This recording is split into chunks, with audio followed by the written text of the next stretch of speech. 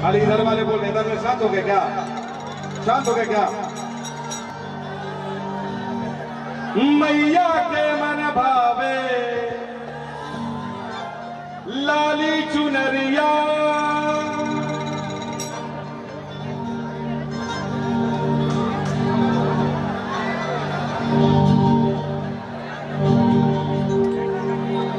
मैया के मन भावे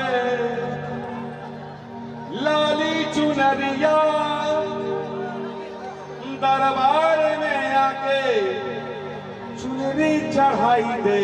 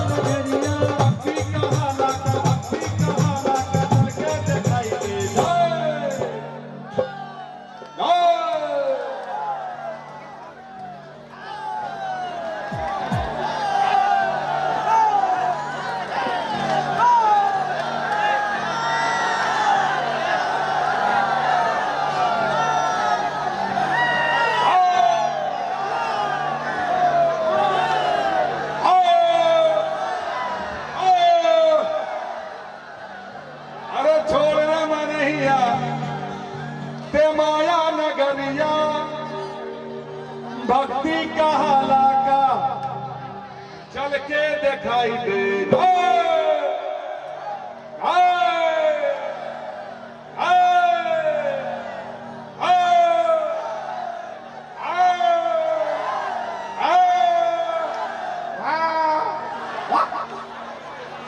अरे छोड़ दे मनैया ते माया नगरिया भक्ति का हालाका चल के दिखाई दे। जय जय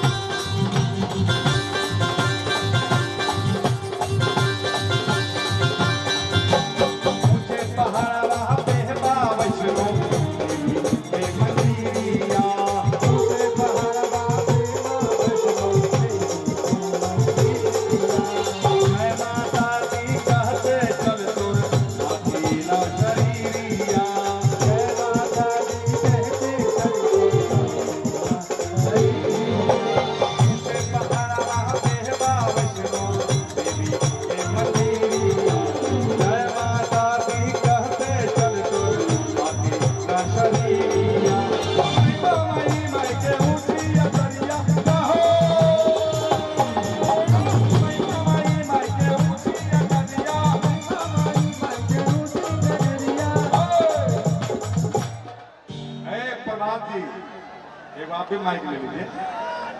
ये हमारे ड्राइवरों साहब इतना अच्छा गावे छे, एगो माइक दे दीजिए हमारे ड्राइवर साहब को। ये हमरा से बेसी सुर में यहाँ गावे छे।